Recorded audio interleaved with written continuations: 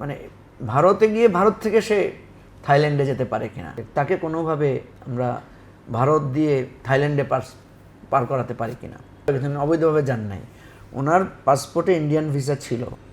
দেখেন, আমাদের এই বন্ধুত্বের সূত্রটা কিন্তু একটা মজলুমিয়াতের জায়গা থেকে। আমরা যদি ওনাকে সহযোগিতা না করি তাহলে ওনার পক্ষে নির্বাচন করা সম্ভব না। এই বৈঠকের পরে ফেব্রুয়ারিতে ইলেকশনের একটা কনসেনসাস দেখি, কিন্তু এখানে একটা বিরাট কিন্তু আছে, যেটা প্রফেসর ইউনূস ইঙ্গিত করেছেন। কিন্তু যোগ্যতার জায়গায় ওনার যথেষ্ট ঘাটতি আমরা লক্ষ্য করছি, কারণ উনি পলিটিশিয়ান না। প্রিয় দর্শক, আপনারা প্রথম পর্বে জনাব মুজিবুর রহমান মঞ্জুর যে সাক্ষাৎকার শুনছিলেন, সেখানে মূলত তার রাজনৈতিক যে বর্তমান যে রাজনীতি, সেই রাজনীতির ব্যাকগ্রাউন্ড বা এই রাজনীতিতে আসার বিষয় নিয়ে আমরা আলোচনা করেছি। আমরা এখন কন্টেম্পোরারি রাজনীতি নিয়ে কথা বলবো তার সাথে। প্রথমত একেবারে শেষ থেকে শুরু করি। লন্ডনের বৈঠক আপনারা দেখেছেন, যে আমরা সবাই দেখেছি যে প্রধান উপদেষ্টা এবং বিএনপির অ্যাক্টিং চেয়ারপারসন তারেক রহমানের ভিতরে হয়েছে। আমাদের রাজনীতিতে নানা ধরনের আলোচনা আছে, তার মধ্যে কেউ বলছেন যে এটার মধ্যে এক ধরনের শান্তি বা স্বস্তির বাতাবরণ এসছে, কেউ আবার বলছেন যে না, এটাতে আসলে কিছুই হয় নাই। আপনি এবং আপনার পার্টি এটাকে কিভাবে দেখছেন? সুপার ফ্রেশ ফর্টিফাইড সয়াবিন তেল, শুরু হোক হেলদি লাইফের জার্নি। হ্যাঁ, আমরা কিন্তু এটা নিয়ে স্টেটমেন্ট করেছি। আমরা প্রথমে আগেই আমাদের যখন মিটিং হওয়ার কথা শুনেছি, তখনই আমাদের কাছে সাংবাদিকেরা জিজ্ঞেস করেছিল। আমরা বলেছি এটা তো খুবই একটা গুড সাইন, কারণ আমরা দেখলাম যে বিএনপির সাথে সরকার একটা দূরত্ব অলরেডি তৈরি হয়ে গিয়েছে। কারণ বিএনপির লোকেরা অনবরত সরকারকে সন্দেহ করছে যে এই সরকার ক্ষমতা দীর্ঘায়িত করতে চাচ্ছে, তার ম্যান্ডেট নাই, এমন অনেক কাজ সে শুরু করেছে।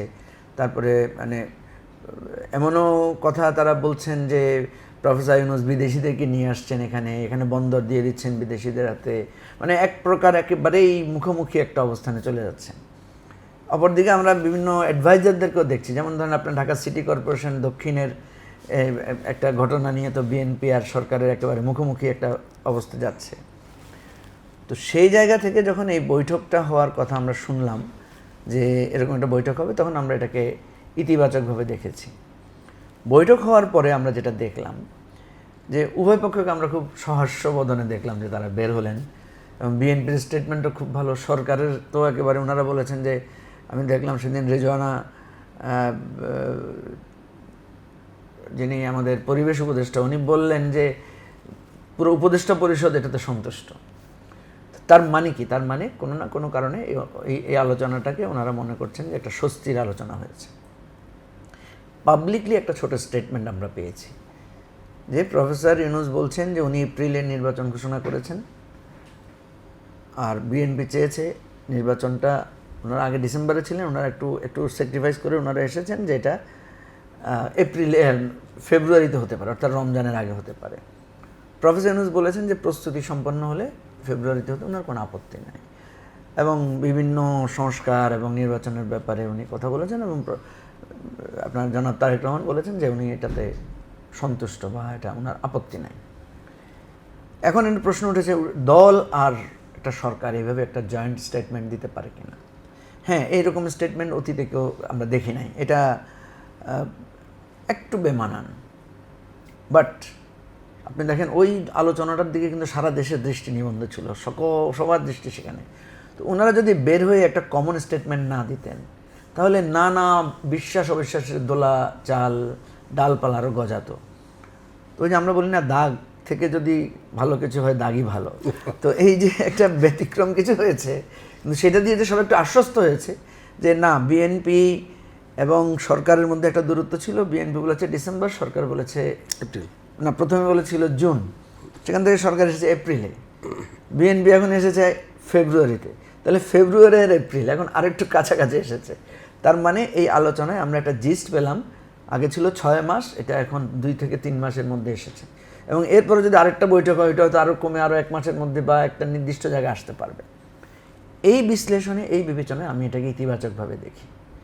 এখন কথা হচ্ছে, অন্যান্য দল হয়তো বলতে পারে, যেমন আমি দেখেছি বিভিন্ন রাজনৈতিক দল বলেছে ওনারা মিলে সিদ্ধান্ত নেওয়াকে, আমরাও তো স্টেক হোল্ডার আছি। তো প্রথম কথা হচ্ছে, এখানে তো আমি কোনো সিদ্ধান্ত পাই নাই। ইলেকশনের সিদ্ধান্ত কিন্তু এখনও প্রফেসর ইউনূসের ভাষ্যমতে এপ্রিলেই আছে। হ্যাঁ, উনি বলেছেন যে হতে পারে, ওই যে ইফ বাট হ্যাঁ, নানা but, ধরনের কিছু বিষয় আছে। সুতরাং এটা একটা অগ্রগতি আলোচনা, আর এখানে কোনো সিদ্ধান্ত এসেছে বলে আমার কাছে মনে হয় নাই, যদিও বহু পত্রপত্রিকায় লিখে দিয়েছে যে ফেব্রুয়ারিতে ইলেকশন। হ্যাঁ, আমরাও কিন্তু ফেব্রুয়ারিতে ইলেকশনকে প্রেফারেবল টাইম বলেছি, কারণ আপনি দেখেন আবহাওয়াগত কারণ, রমজান, পরীক্ষা, নানা ইস্যুতে ফেব্রুয়ারিটাই আসলে ইলেকশনের জন্য বেটার টাইম। এখন অনেক সময় হয় না, আমরা বেটার টাইম, আমরা সকালবেলা আমরা সবসময় জার্নি করি, কখনো কখনো রাত 3টাও তো জার্নি করি, কখনো কখনো ভর দুপুরেও তো আমাদেরকে যেতে হয়। সেটা হচ্ছে ওই যে ইফ বাট যদি যুক্ত হয়। তো এরকম কোনো পরিস্থিতি না হলে, সরকার যদি আন্তরিক হয়, বিএনপি যদি সহযোগিতা করে, ফেব্রুয়ারি ইলেকশন হলে তো আমি দেখি সবাই খুশি আছে। তো এই পয়েন্ট অফ ভিউ থেকে আমি বলি যে লন্ডনে যে আলোচনাটা হয়েছে সেটাকে আমরা পজিটিভলি নিয়েছি, সাধুবাদ জানিয়েছি। এখন প্রশ্ন হচ্ছে, প্রফেসর ইউনূসের সাথে জনাব তারেক রহমানের কিন্তু একান্তে কিছু আলোচনা হয়েছে, সেই আলোচনাগুলো কিন্তু ডিসক্লোজ করা হয়নি। সেই আলোচনাগুলো আমার কাছে আমরা ধারণা করতে পারি যে কি কি আলোচনা হতে পারে সেখানে। যেমন ধরেন বন্দর ইস্যু আলোচনা হওয়ার কথা, যেমন ধরেন ওই করিডোর তো না, সেটা হচ্ছে আসলে একটা হিউম্যান প্যাসেজের কথা, সেটা আলোচনা হওয়ার কথা। তারপরে আপনার বিচারের প্রসঙ্গ আলোচনা হওয়ার কথা, সংস্কার প্রসঙ্গ আলোচনা হওয়ার কথা। এটা হয় জনাব তারেক রহমান তুলবেন অথবা ডক্টর ইউনূসও তুলতে পারেন। তুললে এখানে নিশ্চয়ই কিছু একটা পজিটিভ হয়েছে, নাহলে তো ওনাদের মধ্যে এত হাসি খুশি ভাব থাকতো না, ওনাদের মধ্যে এত আনন্দ থাকতো না। মনে হচ্ছে এখানে একজন আরেকজনের সাথে কোনো না কোনো আলোচনায় ওনারা একটা কনভিন্সিং পজিশনে পৌঁছেছেন। এখন আমরা হয়তো ওনাদের মুখ থেকে শুনলে আমরা বিষয়টা বুঝতে পারবো, অথবা ওনাদের কার্যক্রমে বুঝতে পারবো। যেমন ধরেন আজকে থেকে কিন্তু একটা আলোচনা শুরু হয়েছে, যেটা হচ্ছে ওই যে ঐকমত্য কমিশনের আলোচনা হচ্ছে। আমাদের পার্টির সেক্রেটারি ওই আলোচনায় গিয়েছেন আমাদের দলের পক্ষ থেকে। তো সেখানে যদি আমরা দেখি যে বিএনপি আগে যে সমস্ত বিষয়ে রিজিড ছিল, সেগুলোতে তারা কিছুটা মানে রিজিডিটি উইথড্র করেছে বা কিছুটা সম্মতি দিয়েছে, তাহলে তো আমরা বুঝবো যে সেখানে সংস্কার প্রসঙ্গে কিছু আলোচনা হয়েছে। এর মধ্যে আমরা যদি দেখি যে বিচারের অগ্রগতি সাধিত হচ্ছে এবং বিএনপি এটাতে খুশি, তাহলে বুঝলাম যে বিচার প্রক্রিয়াটার ব্যাপারেও নিশ্চয়ই সেখানে কোনো আলোচনা হয়েছে। বন্দরের বিষয়ে যদি বিএনপি খুব বেশি আপত্তি না করে, তাহলে বুঝবো যে বন্দরের একটা সেটেলমেন্টের ব্যাপারে বিএনপি সম্মতি দিয়েছে। এইভাবে আমাদেরকে বুঝে নিতে হবে যে আলোচনাটা হয়েছে। মাঝখানে আবার ঝামেলাও হতে পারে, সেটা হচ্ছে এই যে বাকযুদ্ধ যেটা হয় না, একজন আরেকজন বিরুদ্ধে সন্দেহ, সংশয়, নানা ধরনের ব্লেম গেম দেয়, এটা হলে কিন্তু আবার জাস্ট আমি যদি এভাবে বলি যে মানে আপনি এই বৈঠকের পরে ফেব্রুয়ারিতে ইলেকশন দেখেন কিনা? এই বৈঠকের পরে ফেব্রুয়ারিতে ইলেকশনের একটা কনসেনসাস দেখি, কিন্তু এখানে একটা বিরাট কিন্তু আছে, যেটা প্রফেসর ইউনূস ইঙ্গিত করেছেন। সেই ইঙ্গিতটা হচ্ছে এই নির্বাচনের যখন আপনি ঘোষণা দিবেন, তখন যে আইনশৃঙ্খলা পরিস্থিতির একটা সম্ভাব্য থ্রেট আছে, সেই থ্রেটটা কীভাবে গভর্নমেন্ট ফেস করবে। যেমন খুবই জানেন আপনি, সেটা তো যে কোনো সময়ই হতে পারে। সেই থ্রেটটা তো হচ্ছে, এখনো হচ্ছে। ধরেন ধরেন আপনি দেখেন একটা কলেজের গভর্নিং বডির ইলেকশন হচ্ছে, সেখানে দেখা গেলো যে বিএনপির লোকেরা গিয়ে অন্য দলের লোকদেরকে সেখানে নমিনেশন সাবমিট করতে দিচ্ছে না, সেখানে কিন্তু পুলিশ নির্বিকার, পুলিশ কিছু করছে না। আপনি দেখেন ডাকসু ইলেকশনের একটা কথা শুরু হয়েছে, এখন ডাকসু ইলেকশন করতে গিয়ে ধরেন মারামারি হলো দুইটা ছাত্র সংগঠনের মধ্যে, সেখানে পুলিশ দেখা গেলো এক পক্ষের পক্ষে অবস্থান নিচ্ছে বা পুলিশ কোনো অ্যাকশন নিচ্ছে না। তাহলে এই দায়িত্ব তো সরকারের, মানে পুলিশকে নিউট্রালাইজ করার দায়িত্ব তো, পুলিশ তো সরকারের প্রতিষ্ঠান, এটার জন্য তো বিএনপি দায়ী হতে পারে না। এটার জন্য বিএনপি দায়ী না, কিন্তু সমস্যাটা তো ওখানেই, যেখানে ডক্টর ইউনূস বলছেন যে প্রশাসনের উপর তার নিয়ন্ত্রণ নাই। আমরা যখন ওনার সাথে এটা তো তার ব্যর্থতা যে উনি প্রশাসনকে নিয়ন্ত্রণ করতে পারেন না। 10 মাস ধরে উনি প্রশাসনকে নিয়ন্ত্রণ করতে পারেন না, এটা কি ওনার ব্যর্থতা না? হ্যাঁ, ওনার ব্যর্থতা বলেই তো উনি পদত্যাগ করতে চাচ্ছেন। উনি যখন পদত্যাগ করতে চেয়েছেন, তখন আমরা ওনাকে জিজ্ঞেস করেছি যে আপনি কেন পদত্যাগ করতে চাচ্ছেন। উনি বললেন আমি তো পারছি না। তাহলে আপনি যদি বলেন যে আমি পারছি না, তাহলে আমাকে বলা উচিত আপনাকে যে তাহলে আপনি ছেড়ে দেন। আমরা তো আবার ডক্টর ইউনূসকে ছেড়ে দেন এটাও বলছি না, সকল রাজনৈতিক দলই আমরা ওনার সমালোচনা করেছি, কিন্তু সবশেষে গিয়ে বলেছি আপনাকে পারতে হবে, আপনাকে থাকতে হবে। সমস্যাটা তো সেখানে। সকল রাজনৈতিক দল যদি মিলে আমরা বলতাম যে আপনি আমাকে যখন বিএনপির লোকেরা মারে, আপনার পুলিশ বিএনপির লোক অ্যারেস্ট করে না, আমাকে বরং করে, তাহলে আপনি তো আমাকে পারছেন না নিরাপত্তা দিতে। সমস্যাটা সেখানে। আমি কিন্তু এই কথাগুলো বহুবার বলেছি যে ডক্টর ইউনূসকে আমরা আমাদের নিরপেক্ষতার জায়গা থেকে আমরা ওনাকে দায়িত্ব দিয়েছি আমাদের অভিভাবক হিসেবে, কিন্তু যোগ্যতার জায়গায় ওনার যথেষ্ট ঘাটতি আমরা লক্ষ্য করছি, কারণ উনি পলিটিশিয়ান না। আরেকটা বিষয় বলি যে আপনারা বিচারের কথা বলছেন, আবার বলা হচ্ছে এটা ইন্টারন্যাশনাল স্ট্যান্ডার্ডের বিচার করতে হবে। বাংলাদেশের বাস্তবতায় এই ইন্টারন্যাশনাল স্ট্যান্ডার্ডের বিচার করে এই বিচার আদৌ করা সম্ভব কিনা?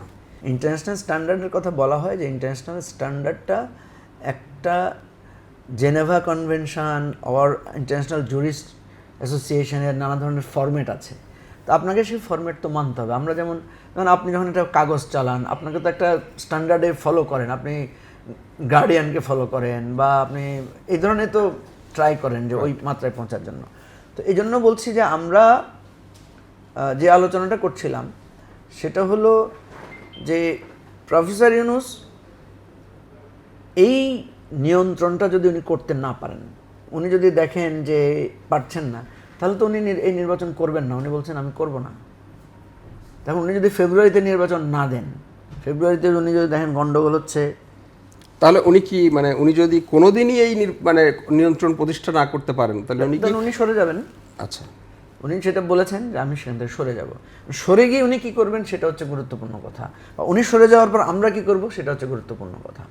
কারণ দুটো জিনিস দেখেন, এখানে আমরা যদি ওনাকে সহযোগিতা না করি তাহলে ওনার পক্ষে নির্বাচন করা সম্ভব না। আমি খুব প্র্যাকটিক্যাল, আপনি একদম আপনি ফিল্ড জার্নালিস্ট, আপনি দেখেন ধরেন বিএনপি একটা বড় দল, কোথাও যদি একটা মিছিল হয়, ধরেন বিএনপি গিয়ে জামাতের মিছিলের উপর হামলা করলো, বিএনপি গিয়ে ধরেন এবি পার্টির মিছিলের উপর হামলা করলো, বা কোথাও এবি পার্টি খুব শক্তিশালী, এবি পার্টি গিয়ে বিএনপির মিছিলের উপর অ্যাটাক করলো, তাহলে এখানে প্রশাসন কি করবে?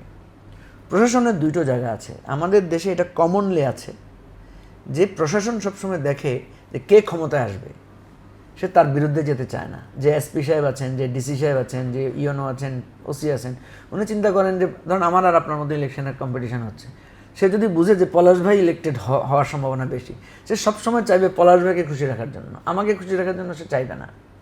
এটা আমাদের সোশ্যাল ফেনোমেনা, এটা আমাদের মানে আমরা যে পরিবর্তন হয়নি আমাদের সমাজের, এটা হচ্ছে চিহ্ন। এখন আপনি যদি বলেন নো, আমি কোনো ফেভার চাই না, আমি কারো মিছিলের উপর হামলা করব না, আপনি যদি ওসিকে ডেকে বলেন খবরদার আমি তোমার ফেভার চাই না, তাহলে ওই ওসি প্রপারলি ইলেকশনটা হ্যান্ডেল করতে পারবে। এই জায়গায় বিএনপির সবচাইতে বেশি সহযোগিতা করার, মানে বড় দলগুলোর, বিশেষ করে বিএনপি এবং জামাতের, এবং কোথাও কোথাও ইসলামী আন্দোলন বাংলাদেশ, কোথাও কোথাও এনসিপি, যারা মানে এখন প্রভাবশালী।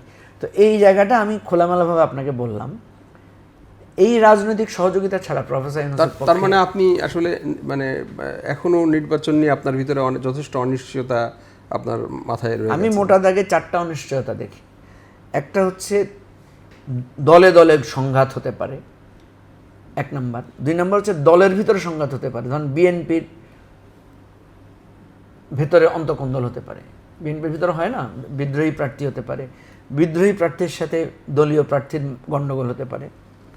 3 নম্বর হচ্ছে আওয়ামী লীগের পন্থী কোনো প্রার্থী যদি দাঁড়ায়, আওয়ামী লীগ বা জাতীয় পার্টির পন্থী কোনো প্রার্থী, সে যদি কন্টেস্টে আসে, তখন দেখা যায় কাউন্টার পার্টরা তাকে বলবে যে সে স্বৈরাচারের দোসর।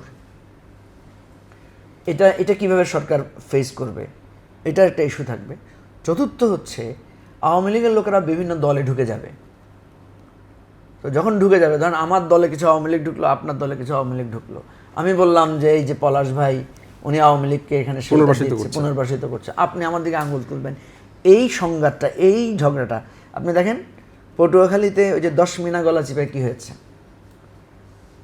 আপনার নুরুল হক নূর, উনি একটা সমাবেশ করতে গিয়েছেন, বিএনপির লোকেরা সেখানে ব্যারিকেড দিয়েছে। কেন দিয়েছে? বলেছে যে এখানে সব আওয়ামী সন্ত্রাসীদেরকে নুরু সাথে নিয়ে সে র্যালি করছে। কথা বুঝছেন? এখন এটা বিচার কে করবে, এটা প্রমাণ কে করবে? আপনার সাথে 2 জন গেল, আমি আপনাকে ধরে বললাম যে আপনার সাথে 2 জনকে পিটাবো, আপনি না, কারণ ওরা আওয়ামী লীগের, ওরা আমাদের ক্ষতি করছে। আচ্ছা, আমি আপনার অ্যান্সারটা পেয়েছি। আমি আরেকটা বিষয় সম্প্রতি আপনি খুব আলোচনায় এসেছিলেন, সেটা হলো যে আমাদের এই সময়ের খুব আলোচিত একজন ব্লগার পিনাকি ভট্টাচার্যকে সীমান্ত পার করে দেওয়ার ব্যাপারে আপনি সেখানে উপস্থিত ছিলেন। একটু এই মানে ঘটনার ইনসাইড আলোচনা একটু শুনতে চাই, আসলে এটা কিভাবে হয়েছিল।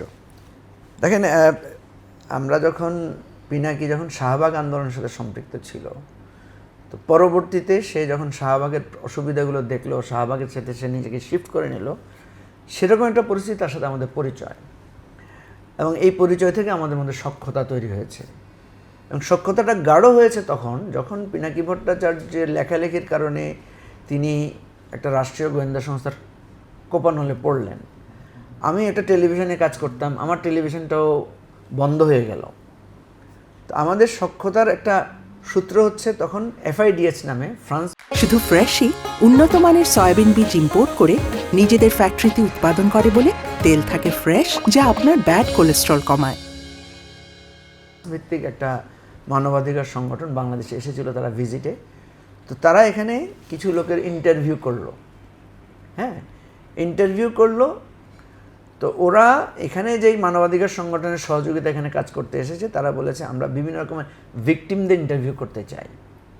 তো সামহাউ পিনাকি ভট্টাচার্য সেখানে, উনি একজন হিউম্যান রাইটস ডিফেন্ডার হিসেবে উনি ভিকটিম, উনি আন্ডারগ্রাউন্ডে থাকতে হচ্ছে, উনি চলাচল করতে পারছেন না, ওনাকে DGFI বা নানাভাবে ওনাকে খুঁজছে, ওনাকে তুলে নিয়ে যেতে পারে, এই ধরনের থ্রেটের মধ্যে উনি ছিলেন। তো উনি হিউম্যান রাইটস ডিফেন্ডার হিসেবে ওই ইন্টারভিউতে কল পেয়েছেন। আর আমি যেহেতু আমার টেলিভিশন বন্ধ হয়ে গেছে, অন্যায়ভাবে আমাদের টেলিভিশন বন্ধ করা হয়েছে, তো মিডিয়া ভিকটিম হিসেবে আমি সেখানে ডাক পাই ইন্টারভিউতে। তো সেই ইন্টারভিউতে প্রথমে পিনাকি ভট্টাচার্যের ইন্টারভিউ হয়, পরে আমার ইন্টারভিউ হয়। তো পিনাকি ভট্টাচার্যের ইন্টারভিউতে তারা যখন দেখেছে পিনাকি ভট্টাচার্য খুব ভিকটিম হয়েছেন, ওনার ব্যবসা বাণিজ্য বন্ধ হয়ে গেছে, ওনাকে খোঁজা হচ্ছে, ওনাকে যে কোনো সময় ধরে গুম করে ফেলা হতে পারে, তখন তারা বলেছিল আমরা তোমাকে কিভাবে হেল্প করতে পারি। তখন পিনাকি তাদেরকে বললেন যে তোমরা আমাকে একটা স্কলারশিপ দিতে পারো, আমি লেখাপড়া করতে পারি, বা আমাকে অ্যাসাইলাম দিতে পারো। তো তারা বলছে তোমার কি ফ্রান্সের ভিসা আছে? উনি বললেন যে না, আমার ভিসা নাই। কিসের ভিসা আছে? বলছে আমার থাইল্যান্ডের ভিসা আছে। তো বললো তাহলে তুমি কোনো না কোনোভাবে থাইল্যান্ড আসো, থাইল্যান্ড আসলে ওখান থেকে আমরা তোমাকে ফ্রান্সে আমরা তোমাকে পিক করে নিয়ে যাব। এই হলো পিনাকি ভট্টাচার্যের ইন্টারভিউর ফল। আমার ইন্টারভিউর সময় আমাকে যখন দেখলো আমার টেলিভিশন বন্ধ ইত্যাদিতে, আমার ডিটেলস গল্প শুনলো, শোনার পর তারাও আমাকে বললো যে তুমি কি এখানে দেশে থাকবা না, তুমি আমরা তোমাকে কীভাবে হেল্প করতে পারি। তাই বললাম দেখো আমার 3টা বাচ্চা ছোট ছোট, আমার ফিনান্সিয়াল কন্ডিশনও তো ভালো না, বাট আমার টেলিভিশনটা আমরা স্ট্রাগল করছি, আমরা মনে হয় যে খোলার জন্য চেষ্টা করছি, কারণ আমাদেরকে খুবই লেম এক্সকিউজে কোনো ধরনের কারণ দর্শানো ছাড়াই আমাদের টিভিটা বন্ধ করেছে। তখন তারা জিজ্ঞেস করছে তুমি কি অ্যাসাইলাম চাও, তুমি কি যেতে চাও? আমি অ্যাসাইলাম কীভাবে চাইবো, আমার 3 বাচ্চা, আমার ওয়াইফ, আমার মা আমার উপর ডিপেন্ডেন্ট, আমি তো এইভাবে যেতে পারবো না। তখন তারা আমার সব লিখে টিখে নিল, বললো তোমার সাথে আমাদের যোগাযোগ থাকবে। তারা খুব ইমোশনাল হয়ে আমাকে অনেক চকলেট দিল আমার বাচ্চাদের জন্য। তো যাই হোক, সেখানে যেটা হলো, তখন থেকে পিনাকি ভট্টাচার্য চিন্তা করলো যে সে কীভাবে যাবে। তো থাইল্যান্ডে যাওয়া, সে তো ফ্লাই করতে পারবে না, তখন সে চিন্তা করলো যে ইন্ডিয়ান মানে ভারতে গিয়ে ভারত থেকে সে থাইল্যান্ডে যেতে পারে কিনা, সেই চেষ্টাটা হলো। আমাদের এক পরিচিত বন্ধু ছিল যে সীমান্তে চাকরি করত, তখন আমি ওই চেষ্টাটা করলাম যে তাকে কোনোভাবে আমরা ভারত দিয়ে থাইল্যান্ডে পার করাতে পারি কিনা। তো তখন যেটা ছিল সেটা হচ্ছে যে আপনার ওই সার্ভারে ব্লক করা ছিল পিনাকি ভট্টাচার্যের ট্রাভেল অসুবিধা। তো আমরা ওখানে চেষ্টা করলাম যে অন্তত সার্ভারটা কোনোভাবে মানে বিদ্যুৎ না থেকে যদি সার্ভারটা অফ করে পিনাকি যদি ম্যানুয়ালি পাস হতে পারেন, আমরা সেই চেষ্টাটা করে দেখা গেলো উনি ম্যানুয়ালি পাস করতে পারছেন।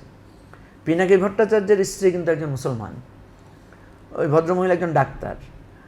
তো আমরা যখন ওখানে গেলাম, ওই ভদ্রমহিলা আমাকে বারবার ফোন করছিল, উনি কিন্তু সেদিন রোজাও রেখেছেন, ঠিক আছে। তো মহিলা আমাকে বারবার ফোন করছিলেন, ভাই কী অবস্থা আপনার ভাইয়ের। তো আমি ওখানে যখন সীমান্ত সে পার হচ্ছিল, আমি একটা ছোট্ট ভিডিও করলাম যে ওই ভাবিকে পাঠানোর জন্য, যে দেখেন আপনার হাজব্যান্ড কিন্তু ক্রস করেছেন। খুবই অল্প একটা সময়ের ভিডিও, 10 সেকেন্ড হবে না, 5-7 সেকেন্ডের। তা আমি ওইটাই তখন সাথে সাথে ভাবিকে পাঠালাম যে ভাবি দেখেন আপনার জামাই কিন্তু পাস হয়ে গেছে, টেনশন করবেন না। তো পিনাকি ভট্টাচার্য ওই পাশে পার হয়েছেন, মানে ওখানে হয়েছে কি আপনার সীমান্তে এক ধরনের সাপোর্টিং টিম থাকে যারা এই ধরনের একটু পয়সা করে দিলে তারা এই কাজটা করেন। এটা ফুললি কমার্শিয়াল বেসিসে তারা করেন। ওই পাশে যাওয়ার পরে ওই ওই এলাকাটা কিন্তু মুসলিম অধ্যুষিত, তারা কিন্তু ওই যে একটা মাইক্রোবাসে নিয়ে পিনাকিকে কিন্তু ইয়েতে নিয়ে গেছে, বিমানবন্দরে নিয়ে গেছে, সেখান থেকে তাকে ওই দিন বা তার একদিন 2 দিন পরেই কিন্তু পিনাকি সেখান থেকে আপনার থাইল্যান্ডে পৌঁছেছে, ব্যাংককে পৌঁছেছে। ব্যাংককে মনে হয় তার এই ভিসা প্রসেসিং করতে কিছু সময় লেগেছে, তারপরে উনি আপনার এই কষ্ট করে উনি। কোন বর্ডার দিয়ে গিয়েছিলেন তিনি? এটা কুমিল্লার একটা বর্ডার, আমি খুব ভালো করে নামটা মনে করতে পারছি না, কারণ যিনি আমাদেরকে নিয়ে গেছেন ওইটা খুব দুর্গম পথ দিয়ে আমাদেরকে নিয়ে গেছেন, বেশ লম্বা, আমাদেরকে কাঁচা পথ, তারপর ইটের পথ আমাদেরকে যেতে হয়েছে। তো এখন দেখেন, মানে আমাদের এই বন্ডিংটা ছিল, সে একজন নির্যাতিত, নিপীড়িত, মজলুম। আমার এখানে একটা টেকনিক্যাল বিষয় মানে বোঝার ব্যাপার আছে যে ওনাকে ওপাশে রিসিভ করেছিল কারা? ওই যে আপনাকে বললাম না, সীমান্ত এই ধরনের পাড়ি দেওয়ার জন্য ওদের একটা মানে ওই গ্রুপ থাকে, কমার্শিয়াল গ্রুপ থাকে। আচ্ছা, ধরেন আপনি যদি এখন বলেন যে আমি বুঝতে পেরেছি। এখন আমার আরেকটা প্রশ্ন এখানে আছে, সেটা হলো যে উনি তো একটা অপ্রচলিত সীমান্ত দিয়ে গেছেন। জি, তো যখন উনি ইন্ডিয়ান ইমিগ্রেশনে গিয়েছেন, ওনার মানে পাসপোর্টে তো বা আপনার মানে ডিপার্চার এবং বাংলাদেশের ডিপার্চার এবং ইন্ডিয়ান অ্যারাইভাল সিল নাই। না, অ্যারাইভাল সিল আছে। কিভাবে? উনি একদম ইন্ডিয়ান ভিসা নিয়ে গেছেন, ওনার পাসপোর্টে ইন্ডিয়ান ভিসা। উনি তো বর্ডার মানে প্রচলিত বর্ডার ক্রস করেন না। না, বর্ডার ক্রস করেছেন, উনি ইমিগ্রেশন ক্রস করেছেন। আচ্ছা আচ্ছা, মানে এটা অনেকে মনে করেছে যে উনি অবৈধভাবে গেছেন, অবৈধভাবে যান নাই। ওনার পাসপোর্টে ইন্ডিয়ান ভিসা ছিল, ওনার পরিচয় দেওয়া হয়েছে, উনি একজন ব্যবসায়ী, উনি ওখানে যাচ্ছেন, এবং উনি কিন্তু খুব সিম্পল ড্রেসে গেছেন, জাস্ট একটা ব্যাগ কাঁধে ঝুলিয়ে উনি গেছেন। তো এখন উনি তো বাংলাদেশে ওনার বার আছে, কিন্তু ইন্ডিয়ান সীমান্তে তো আর উনি যেহেতু ধর্মীয়ভাবেও ওনাকে কেউ সন্দেহ করেন নাই, কিন্তু বাংলাদেশের যে জায়গাটা শুধু আমাদের কাছে থ্রেট ছিল, যদি সার্ভার চালু থাকতো এবং যদি অটোমেটেড ওয়েতে উনি যেতে পারতেন, তাহলে উনি হয়তো আটকা পড়ে যেতেন। তো যখন ওই সার্ভারটা অফ ছিল, যেহেতু ম্যানুয়ালি গেছেন, তারা বুঝতে পারেন না যে ওনার কোনো মানে সীমান্তে ওনার পারাপারের বার আছে। উনি ওই সুযোগটাই উনি গিয়েছেন, এটা একটু সকাল টাইম, একদম প্রথম টাইমে। আচ্ছা আচ্ছা। তো ওইটা আপনাকে বললাম, আমাদের এখানে সীমান্ত পাড়ি দেওয়ার, এই যে বিপদগ্রস্ত লোকদেরকে পাড়ি দেওয়ার কিছু এই ধরনের টিম থাকে যারা হেল্প করে, এবং হেল্পটা হচ্ছে এরকম যে ওই পাশে আপনাকে কে রিসিভ করবে এবং সেই গাড়িতে আপনাকে কোথায় পৌঁছায় দিতে হবে, এটারও একটা কন্ট্রাক্ট থাকে, সেভাবেই তারা গিয়েছে। এটা টোটাল ওখানকারই একটা প্যাকেজ কমিউনিকেশন থাকে। আমরা বন্ধু হিসেবে গিয়েছি, তাকে একটা জাস্ট সি অফ করা, যেহেতু তার এই ক্রাইসিসের সময় আমরা এই যে বললাম না, আমাদের মধ্যে একটা সখ্যতা গড়ে উঠেছে, তিনি অনেক লেখালেখি করতেন।